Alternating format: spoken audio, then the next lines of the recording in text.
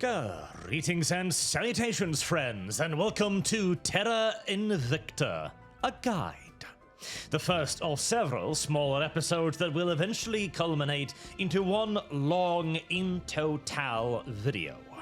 And today we are simply going to start at the beginning, how to set up a game and how to create one that you might actually be able to win. We begin, of course, by simply pressing New Game, where you are presented with a series of options, starting with Scenario. You may choose to begin in 2022, 2026, or a future 2070 scenario. The primary differences is the technological innovation and the state of the space race. The earlier you begin, of course, the fewer technologies are going to be available to you, and you are only going to have space-borne assets in 2070. For a new player, I would highly recommend you begin with the earliest 2020 scenario, as it will give you the most amount of time to mess around and learn the ropes of the game before things begin to escalate quickly. Then, you determine the size of the solar system. Assuming your computer can handle it, I would absolutely recommend the full solar system for the complete experience. Although, if you feel that the end game drags on a bit, and it definitely can, a medium solar system will cut down on travel time. But for your first run, I would recommend going full scale. Then, we're talking about factions. The game has 8 factions, including your own and the alien faction. Now, again, if you want the full experience, have them all on, but for your first run, I would recommend beginning with 4 or 5 factions. This is for a couple of reasons. Firstly, the AI is programmed in such a way that as the player near inevitably pulls ahead, they will begin focusing more and more of their attentions and resources on the player.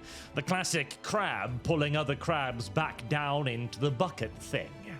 I would highly recommend also, by the way, that you install the mod No More Jealousy to take the worst edge of this, as if you're playing without the mod and all of the factions active, by the time you have actually gotten sufficiently far into the game that you've established a decent amount of dominance over Earth, every single other faction is going to spend every other agent and every other action to mess with you and you alone, and you will in essence be locked into playing defense for the rest of the game. It is not enormously fun, to put it mildly. Another reason why you want to begin with relatively few factions is to allow both yourself and the AI more playroom on Earth to get adequately established, and more importantly, to get established in space. The human AI has, basically since the earliest version of the game, struggled with asserting its dominance in space, and the full release version is no different in this regard. But with fewer factions in total, the remaining factions will be able to get their space assets up and running, and also be able to maintain a solid Earth economy without major interruptions, which will in turn also allow them to actually begin building some fleets and space assets, making the mid to early space game a lot more interesting, as your main enemy has a lot more of a chance of being humans than just the aliens. Then, we move on to the factions themselves. The Resistance is the classic opening faction, and the only one that has a tutorial. The tutorial, you should probably play it the first time around, but it's a classic grand strategy game tutorial. In other words, it'll teach you the mechanics, but not really how to play. The Resistance is your classic good guy faction. They wish to resist the alien invasion, but not at all costs. They wish to maintain that essential something that it is to be a human being. Their endgame objective will be to close a certain entry point into our solar system that the aliens have established, and that is it.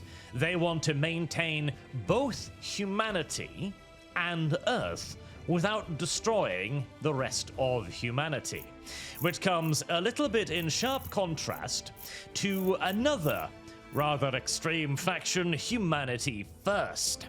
Humanity First is exactly as the name indicates. It is humanity über alles. The alien must be destroyed, and as the alien is the ultimate evil, any other humans acting alongside or in favor of the aliens must also be destroyed. Unlike the Resistance, who will be happy to merely sever the aliens' access points to our solar system, Humanity First wishes to eradicate the alien, to teach them a valuable lesson that this is humanity's galaxy, and nobody else's. They are obviously the real good guys, but they're also the second hardest faction to play because you are going to have a lot of enemies. The exact opposite of this again is the Servants. The Servants recognize the aliens as superior beings and wish simply, as the name yet again suggests, to serve them, to help them take over Earth and become their favored acolytes. They are by far the easiest campaign to play, and if all you wish to do is to win a campaign, pick the Servants, absolutely, as it is far easier to sabotage your fellow human powers than it is to defeat the aliens. It does also have a very different playstyle.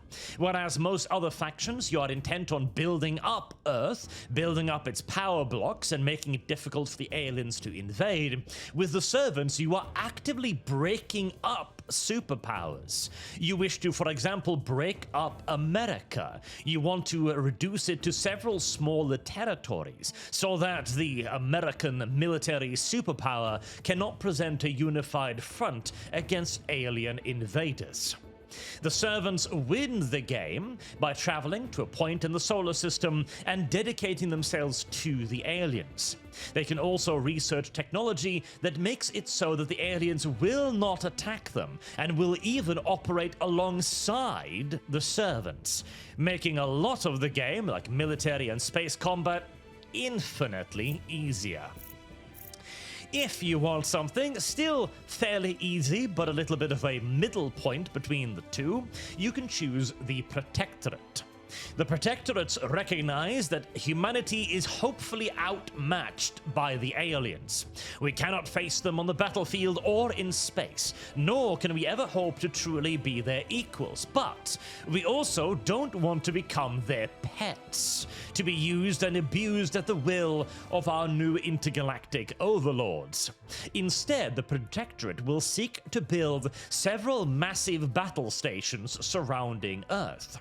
These battle stations will not be intended to protect Earth from the aliens, however. They are intended to turn their weapons inwards, to keep perfect control over the planet and all of its various disparate factions and nations, and thus say to the aliens, listen, we can take care of ourselves. We will acquiesce to your demands. We will give you resources. We will give you the majority of our solar system, and we may even serve you, but indirectly. We guarantee that we will be on your side, but we wish to maintain a degree of independence. It is one of the easier factions because, yet again, just like the Servants, you can negotiate ceasefires and even outright alliances with the aliens, which removes your by far strongest enemy. Then, you have a more or less true neutral, the Academy. It is also by far the hardest faction to play because you are going to have the maximum number of enemies on Earth and in space. The Academy believe that the aliens, like all truly intelligent beings, must be able to understand the value of other sentient life forms. And so long as the Academy can convince the aliens that we are their equal, they will allow us to coexist. In essence, they wish to get a peace agreement with the aliens, and to, if not outright ally with them, at the very least be able to coexist with the aliens on a approaching equal status. This means, again, that you are going to have to fight other human factions. You're also going to have to fight the aliens quite a bit as well, as you are not seeking to simply make yourself utterly subservient to them, but at the end of a very long and very thorny path does indeed lie true neutral. But there are other ways of being neutral as well, in the form of Project Exodus. Project Exodus realizes that Earth is boned, pretty much utterly and completely. If it won't be torn apart by rivaling human factions, then the aliens will certainly finish the job. The only option then is simply just to leave. Exodus is not in this to compete for dominance over our solar system. They have no interest in Earth or Mars or Luna or Jupiter or any other planet beyond extracting resources from them to build enormous, vast colony ships that can be sent out into the darkness of space to colonize another habitational planet. Your objective as Project Exodus is simply to build this super vessel and then launch it out into space. This is also relatively easy. You're still going to have to fight a fair few factions, but as you are not actually interested in engaging with direct competition, you are largely left to do your own thing. And so long as you get your Exodus ships built and launched, you don't really care what happens to Earth. You are more than happy to reduce nations to ash because, well, you're gonna leave anyway. Simultaneously, you don't really need to contest space entirely with the aliens. You just need to get enough for your purposes. That is all. For those who are slightly more ambitious, though, those who indeed believe that there is a path to absolute self-service, we have the Initiative, the Illuminati. The Initiative recognizes the coming of the alien for exactly what it is. An opportunity. This is a chance to not just unite Earth in the face of a common threat, it is also an opportunity to take everything the aliens have to offer. Their technology, their very selves, their own solar system, in fact. Because after all, if they have a way to reach us, surely we have a way to reach them as well. And their endgame objective is to do literally that, to dominate the aliens, just as you will also dominate Earth. The Illuminati is probably the most ambitious faction, but it is also one of the sort of easier, because you get to play all the sides. When it benefits you, you can absolutely align yourself with humanity first. Simultaneously, when it benefits you, you can absolutely align yourself with the servants too. The Illuminati have no enemies, only future servants. And that's it. Out of all of these factions, personally, I would recommend beginning with the Resistance. It is the classical good guy run, it gives you a good Terra Invicta experience, and it allows you to do so without as many enemies. If you want the easiest option, the servants are obviously it, but you're going to have to be willing to take a lot of alien penis in order to do so, and if you can't stoop quite that low, the Protectorate is a good example of only taking some alien penis and not quite all of it. Obviously, the only true campaign is humanity first, and if you are a based what if we just take everything, the Initiative is obviously for you. But Now that we've selected a faction, we need to talk a bit about the game's settings. You do have some general difficulty settings, but I would highly recommend you customize the campaign. Not an accelerated campaign, mind you, as an accelerated campaign is very much so for more advanced players that already know exactly what to do and simply want to speedrun through the early game to get into space. For a new player that's not quite sure what they're doing, it is simply going to make the window of error even smaller, and it's tiny enough as it is. Terra Invicta is absolutely a game in which one error committed to 10 hours ago can ruin a 100-hour run. So, you do want to take your time. Once you've opened the customized campaign window, you will be presented with a rather dizzying array of sliders and numbers that might easily seem overwhelming, but don't worry, it's not as bad as it looks, and I'll walk you through the individual pieces of it to help you set up your campaign. Beginning with your starting counselor professions. You will begin the game with 2 agents. These are the people that you use to interact with the world through. We will go through exactly how to do that in the next video and how to utilize them. For now, the best start will be picking something like an activist, or a celebrity, or a diplomat. Personally, I mostly prefer celebrities, and if you simply want a quick and easy to start, just pick 2 celebrities. These are the people that steer public discourse and will help you take over nations, giving you a strong start to the game. They are also important when you're going to start taking over your first superpower, like America or China or the European Union. Alternatively, you can also pick up a tech mogul or a tycoon. These, of course, are business masterminds that will give you an early injection of cash and also help you take over organizations, which will provide buff to your agents. A good starting point, therefore, can be a celebrity and a tycoon, though I prefer simply a celebrity and another celebrity or a diplomat to get the great game rolling.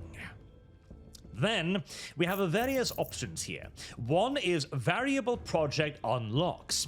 This I would highly recommend you turn off immediately. What this means is that in the game you will have a series of technologies that you can research. Many of these technologies will have sub-technologies that have a percentage chance of unlocking. So say for example you're researching a engine technology. It may have 2 sub-technologies with a 50-50 chance to unlock. If they unlock, you get access to them as normal. If they do not unlock, you have to wait until a super endgame tech to try and re-roll the ability to unlock that technology. This does allow for a more organic game where you might have to go, oh, well, my favorite engine didn't unlock. I've got to find an alternative. I have to improvise, giving a little bit of freshness to the playthrough. However, for a first game, you do not want to be in the situation where the engine you rely upon to move your fleets across the solar system simply doesn't unlock, as you are not going to have the experience required to find an alternative on the fly. So I would definitely turn this off. Show triggered projects, you can keep this unchecked, that's fine, especially if you uncheck this. Fellow citizen counselor, keep that checked. It's just an opportunity to give you a counselor of your own nationality. Cinematic combat scaling and cinematic combat movements, keep these checked as well. Cinematic combat scaling is simply just the size of your vessels, and obviously you want big and cool starships, duh. And cinematic combat movement allows you to move in a battle without expending fuel. Now, having the option to turn this off is very nice, but unless you know a lot about what you're doing, you do not want to put yourself in a situation where you can accidentally burn too much fuel to allow your fleet to return to port, or, stay in the gravity well of a planet, sending your massive investment of warships spiraling hopelessly into the cold darkness of the void. And definitely no alien invasion fleet, as you really don't want to have the aliens knocking on your door at the first day. Definitely not. Then you also have the option to choose a starting nation group. This is a nation that you start off in full control of. That is, of course, very nice, but I would recommend you do not do so for your first playthrough, because learning to take over a nation is very important. We'll go over the details on exactly how in the next video, but it will be a nice learning experience for something you are going to need to do a lot of times.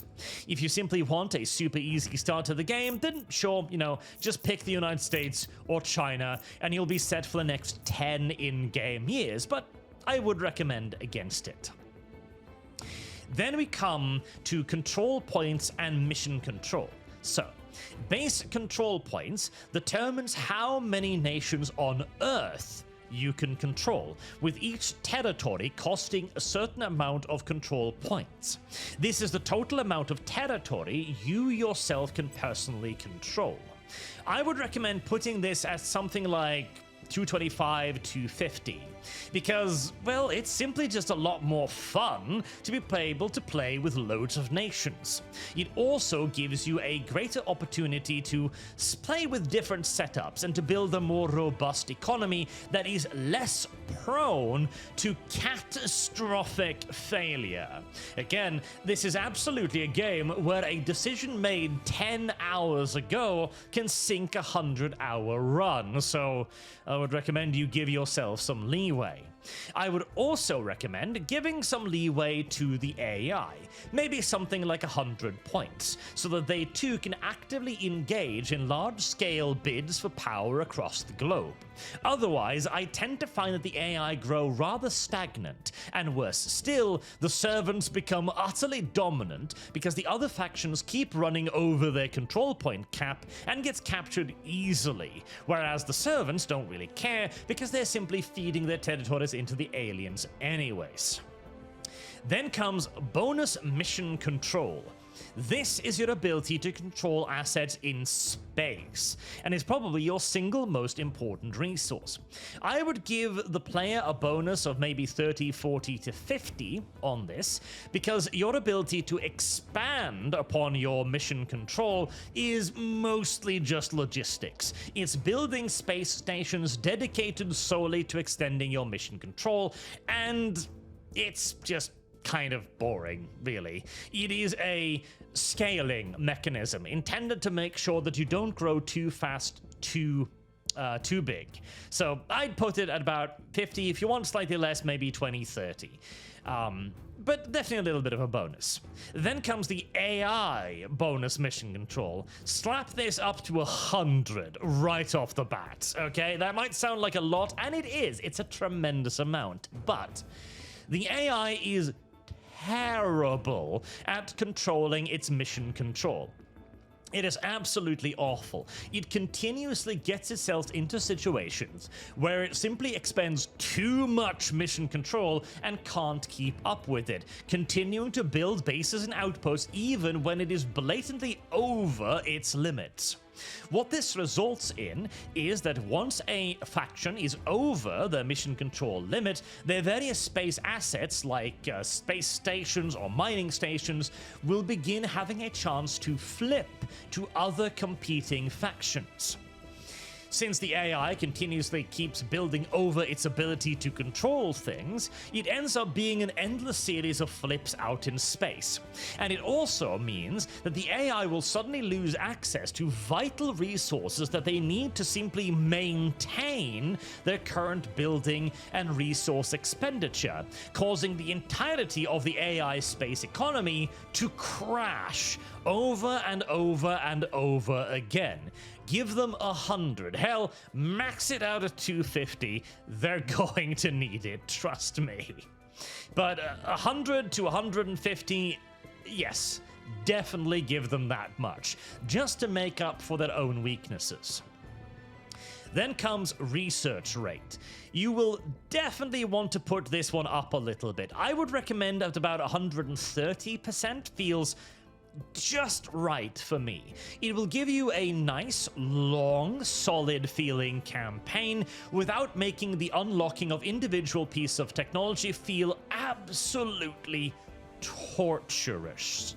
It is a good balance, in my opinion, between scope and scale, and also constantly having some new toys to play with. It is particularly important as well because there are a lot of technologies in the game that are simply just redundant, that you just don't have any use for, or who are near immediately replaced by vastly superior technologies. There are even certain techs like the laser weaponry line, for example, and we will be talking about technology in depth later, where 90% of the tree is actually worthless, and you're only researching it for one end-of-the-line weapon system. Then it is alien progress rate. I would recommend putting this at about 70 to 75%. The aliens scale really fast, to the point where you're going to be facing battleships by the time you're building trash cans in space. Now, this depends a bit on your expertise and how good you are at building up, but for your first campaign, definitely 70%. If you do want to have that overwhelming experience of fighting uphill every step of the way, put it at about 130 and you're definitely gonna get it. Global mine productivity is the rate at which you extract resources from space. I would keep this at 100. In fact, most of these you can quite simply keep at 100, and they're nice and balanced. None of these are particularly problematic. You might, again, want to give the AI a little bit of a bonus here. For example, the human AI mining rate. You might want to put this up to 130%.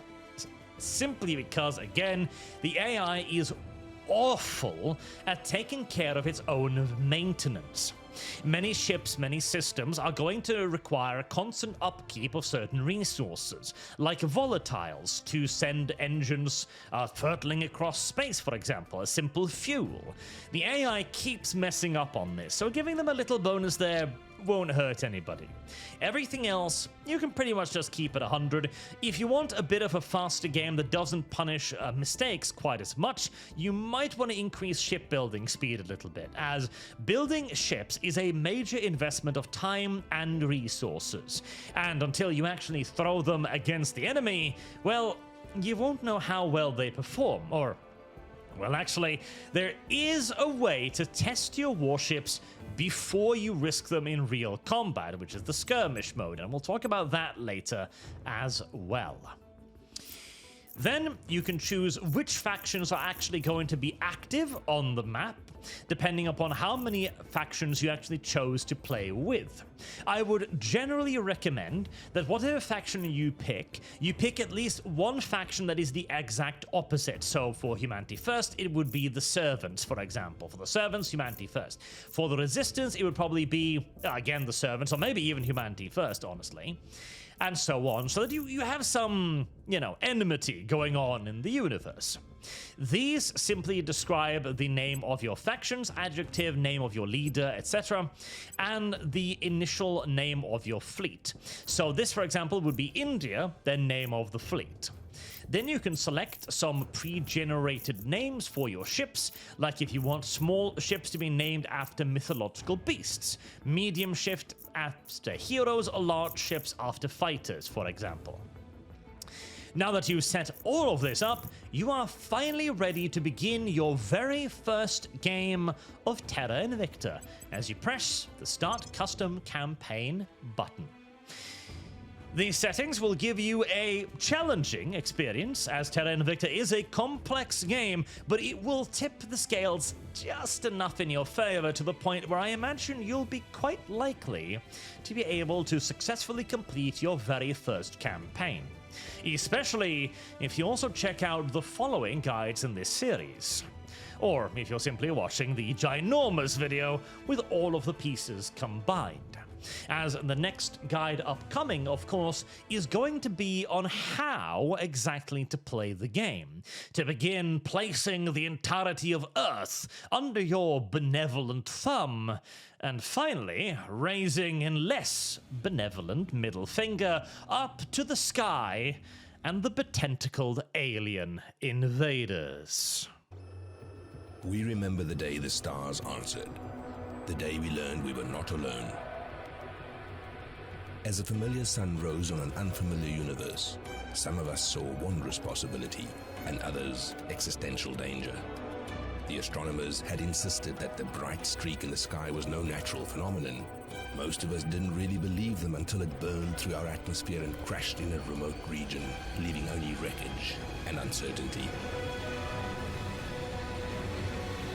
In our ignorance, we fractured, taking refuge in our most primal emotions. Each of us saw what we wanted to see. Survival of the fittest has always been the game. Whether you're beating your enemy with a rock or a lawsuit, you have to be vicious to be the top dog. Because when you've worked for everything and you've fought for all you have, nothing will satisfy you except everything.